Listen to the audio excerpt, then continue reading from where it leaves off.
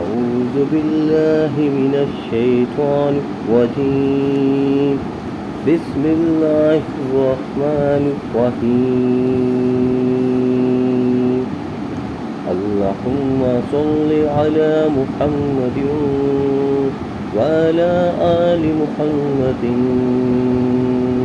كما صليت على إبراهيم وعلى آل إبراهيم إنك حميد مجيد اللهم بارك على محمد وعلى آل محمد كما باركت على إبراهيم وعلى آل إبراهيم إنك حميد مجيد. السلام علیکم دوستوں کو ساتھ ریکویسٹ ہے جو بھی ویڈیو کو دیکھتے ہیں ان سے ریکویسٹ ہے ویڈیو کو بے شک لائک سبسکرائب شیئر نہ کیا کریں لیکن ویڈیو کو مکمل لازمی دیکھا کریں. یہ اللہ تعالیٰ کا کلام پاک ہے اور اس میں جو کچھ ہے سچ ہے راہ ہدایت ہے آپ کو اندھیروں سے روشنی کی طرف لے کے جائے گی یہ کلام کو. تو اس کو لازمی دیکھا کریں کائنڈلی ویڈیو کو لازمی کم دیکھیے. بسم اللہ الرحمن الرحیم لَتُبْلَوُنَّ فِي أَمْوَالِكُمْ وَأَنفُسِكُمْ وَلَا تَسْمَعُنَّ مِنَ الَّذِينَ أُوتُوا الْكِتَابَ مِنْ قَبْلِكُمْ وَمِنَ الَّذِينَ أَشْرَكُوا أَذًى كَثِيرًا وَإِن تَصْبِرُوا وَتَتَّقُوا فَإِنَّ ذَلِكَ مِنْ عَزْمِ الْأُمُورِ. یقیناً تمہارے مالوں اور جانوں سے تمہاری آزمائش کی جائے گی اور یہ بھی یقین ہے کہ تمہیں ان لوگوں کی جو تم سے پہلے کتاب دیے گئے اور مشرکوں کی بہت سی دکھ دینے والی باتیں بھی سننی پڑیں گی اور اگر تم صبر کر لو اور پرہیزگاری اختیار کرو تو یقیناً یہ بہت بڑی ہمت کا کام ہے. یہ خطاب نبی اکرم صلی اللہ علیہ وآلہ وسلم اور عام مسلمانوں سے ہے کہ آئندہ بھی جان و مال میں تمہاری آزمائش ہوگی اور تمہیں ہر قسم کی قربانیاں پیش کرنا ہوگی جیسے اموال کا تلف ہو جانا اور بیمار پڑ جانا وغیرہ. اہل کتاب و مشرکین کی زبانوں سے تمہیں انتہائی دل آزار اور جگر خراش تان تشنی بیہودہ گفتگو اور جھوٹے الزامات سننے پڑیں گے جیسا کہ منافقین نے ہر طرح ستایا. نیز کعب بن اشرف یہودی نے رسول اکرم صلی اللہ علیہ وآلہ وسلم اور صحابہ کرام رضی اللہ عنہم کی ہجو کی اور اپنے قصائد میں مسلمان خواتین کا نام لے کر عشقیہ اشعار کہے مگر ان کا علاج یہ ہے کہ تم صبر یعنی ثابت قدمی اور استقلال سے کام لو اور اللہ تعالیٰ کا تقوی اپنے دلوں میں رکھو. اگر صبر و تقوی سے ان آزمائشوں کا مقابلہ کرو گے تو یہ نہایت ہمت حوصلے اور ولولہ عزمی کا کام ہے. چنانچہ آپ صلی اللہ علیہ وآلہ وسلم اور صحابہ کرام رضی اللہ عنہم ہمیشہ صبر اور تقوی سے کام لیتے رہے حتیٰ کہ حالت جنگ میں بھی نہ ان کی طرح بدزبانی سے کام لیا اور نہ عملاً اس طرح زیادتی کی جس طرح انہوں نے کی تھی. آیات 187. وَإِذْ أَخَذَ اللَّهُ مِيثَاقَ الَّذِينَ أُوتُوا الْكِتَابَ لَتُبَيِّنُنَّهُ لِلنَّاسِ وَلَا تَكْتُمُونَهُ فَنَبَذَهُ وَرَاءَ ظُهُورِهِمْ وَاشْتَرَوْا بِهِ ثَمَنًا قَلِيلًا فَبِئْسَ مَا يَشْتَرُونَ.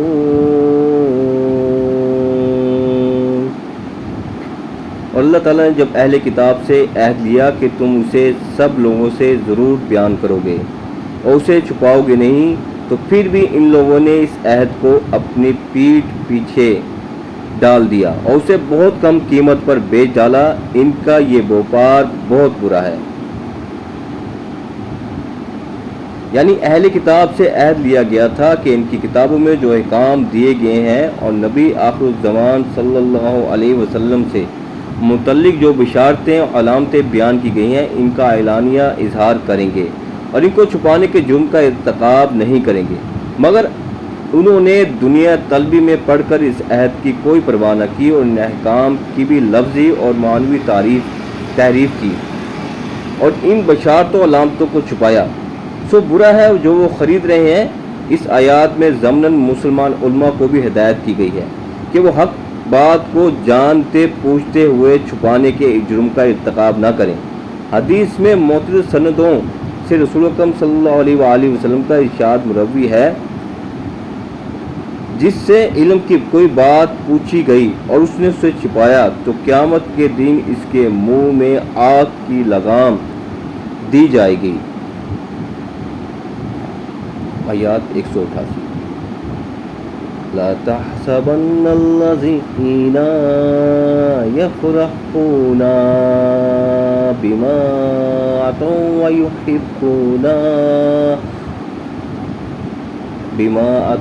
ويحبون أن يحمدوا بما لم يفعلوا ولا تحسبنهم بمفازات من العذاب وَلَهُمْ عَذَابٌ عَلِيمٌ۔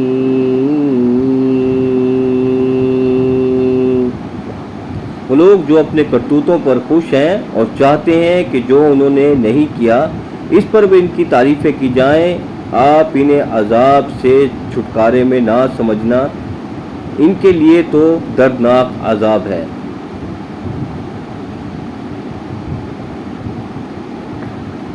یعنی جو کام انہوں نے کیے ہیں ان پر اتراتے چلے جاتے ہیں اور جو کام انہوں نے نہیں کیے ان کے متعلق بھی چاہتے ہیں کہ انہیں ان کے کارناموں میں شمار کیا جائے۔ ایسے لوگوں کے بارے میں ہرگز یہ خیال نہ کرو کہ وہ اللہ کی پکڑ اور اس کے عذاب سے چھوٹ جائیں گے۔ یہ آیات دراصل یہود و منافقین کے حق میں نازل ہوئی ہے۔ چنانچہ ابن عباس رضی اللہ عنہ فرماتے ہیں کہ آپ صلی اللہ علیہ وآلہ وسلم نے یہود سے کوئی بات دریافت کی تو انہوں نے اس کا غلط جواب دیا، پھر خوش ہوئے کہ ہم نے آپ صلی اللہ علیہ وآلہ وسلم کو مطمئن کر دیا، اب انہیں ہماری تعریف کرنی چاہیے۔ ابو سعید خدری رضی اللہ عنہ بیان کرتے ہیں کہ جب کبھی رسول اکرم صلی اللہ علیہ وآلہ وسلم جنگ کے لیے تشریف لے جاتے تو بعض منافقین آپ صلی اللہ علیہ وآلہ وسلم کے ساتھ نہ جاتی اور آپ صلی اللہ علیہ وآلہ وسلم کے جانے کے بعد اپنے گھروں میں بیٹھے رہنے سے بہت خوش ہوا کرتے۔ پھر جب رسول اکرم صلی اللہ علیہ وآلہ وسلم واپس تشریف لاتے تو عذر اور بہانے پیش کرتے اور ان عذر اور بہانوں پر قسم کھاتے اور چاہتے کہ اس کام پر ان کی تعریف کی جائے جو انہوں نے نہیں کیا۔ چنانچہ اس سلسلے میں یہ آیات نازل ہوئی، مگر یہ حکم اہل کتاب اور مسلمانوں کے لیے عام ہے، جو بھی خوشامد پسند ہوگا اور اس قسم کا ذہن رکھے گا کہ اس کے ناکردہ کارناموں پر اس کی تعریف کی جائے، اس کے لیے وہ وعید ہے جو اس آیات میں مذکور ہے۔ آیات 189۔ وَلِلَّهِ مُلْكُ السَّمَاوَاتِ وَالْأَرْضِ وَاللَّهُ عَلَى كُلِّ شَيْءٍ قَدِيرٌ۔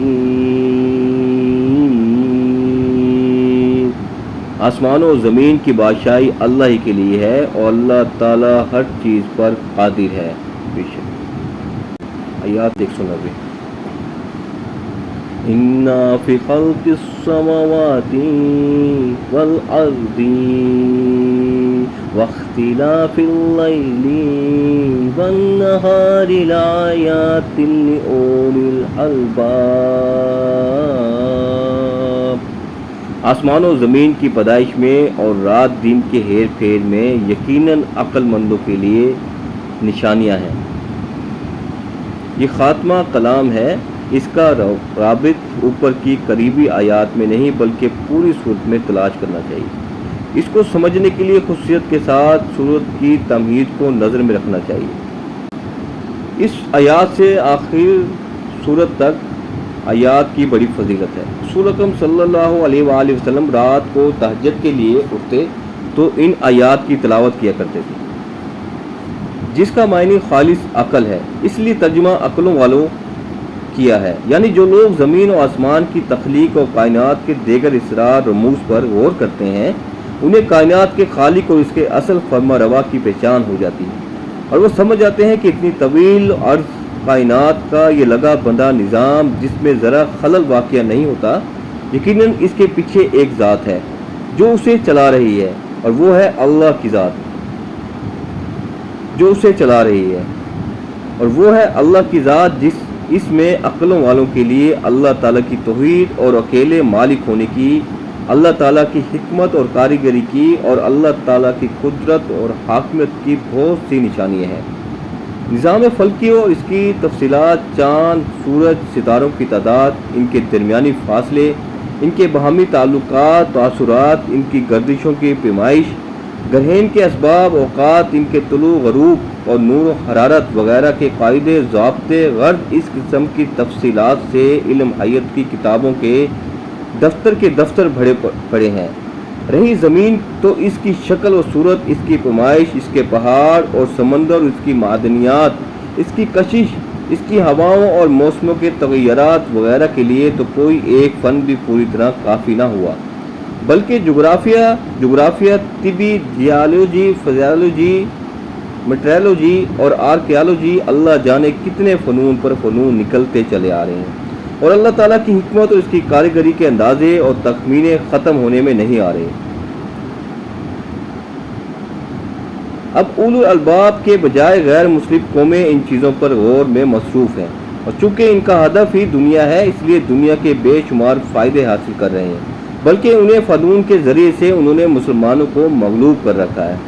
ہدف کی غلطی کی وجہ سے انہیں ذات باری تعالیٰ کی وحدانیت کو سمجھنے کی توفیق نہیں ہوئی۔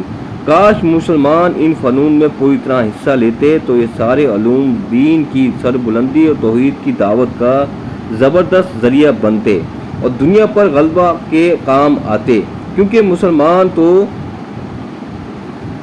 ربنا آتنا فی الدنیا حسنۃ وفی الآخرۃ حسنۃ وقنا عذاب النار کا ہدف سامنے رکھتا ہے۔ آیات 191۔ الذین یذکرون اللہ قیاما وقعودا وعلی جنوبہم ویتفکرون فی خلق السماوات والارض ربنا ما خلقت هذا باطلا ربنا ما خلقت هذا باطلا سبحانك فقنا عذاب النار۔ جو اللہ تعالیٰ کا ذکر کھڑے اور بیٹھے اور اپنی کروٹوں پر لیٹے ہوئے کرتے ہیں، اور آسمانوں اور زمین کی پیدائش میں غور و فکر کرتے ہیں، اور کہتے ہیں اے ہمارے پروردگار تو نے یہ بے فائدہ نہیں بنایا، تو پاک ہے، پس ہمیں آگ کے عذاب سے بچا لے، آمین۔ یعنی ان نشانیوں سے ہر شخص بآسانی حقیقت تک پہنچ سکتا ہے، بشرطے کہ وہ خدا سے غافل نہ ہو اور سارے کائنات کو جانوروں کی طرح نہ دیکھے، بلکہ غور و فکر کے ساتھ مشاہدہ کرے۔ جب وہ نظام کائنات کا بغور مشاہدہ کرتے ہیں تو یہ حقیقت ان پر کھل جاتی ہے کہ یہ سراسر ایک حکیمانہ نظام ہے، اور یہ بات سراسر حکمت کے خلاف ہے کہ جس مخلوق میں اللہ نے اخلاقی حص پیدا کی ہو، جسے تصرف کے اختیارات دیے ہوں، جسے عقل و تمیز عطا کی ہو، اس سے اس کی حیات دنیا کے اعمال پر باز گوش نہ ہو، اور اسے نیکی پر جزا اور بدی پر سزا نہ دی جائے۔ اس طرح نظام کائنات پر غور و فکر کرنے سے انہیں آخرت کا یقین حاصل ہو جاتا ہے، اور وہ خدا کی سزا سے پناہ مانگنے لگتے ہیں۔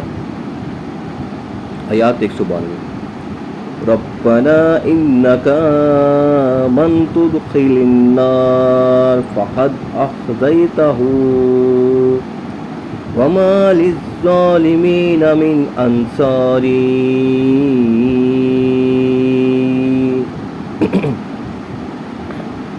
اے ہمارے پالنے والے، تو جسے جہنم میں ڈالے یقیناً تو نے اسے رسوا کیا، اور ظالموں کا مددگار کوئی نہیں۔ جزاک اللہ۔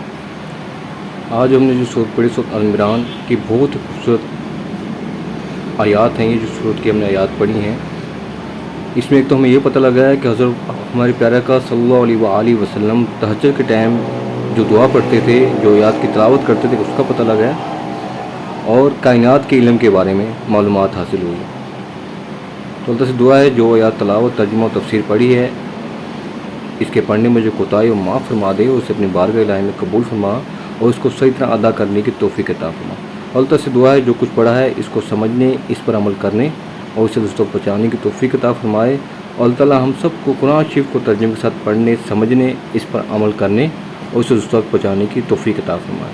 دوستوں بس آپ لوگوں سے ریکویسٹ یہی ہوتی ہے، ویڈیو کو بے شک لائک، سبسکرائب، شیئر نہ کیا کریں، کائنڈلی ویڈیو کو مکمل ضرور دیکھا کریں۔ جزاک اللہ، والسلام۔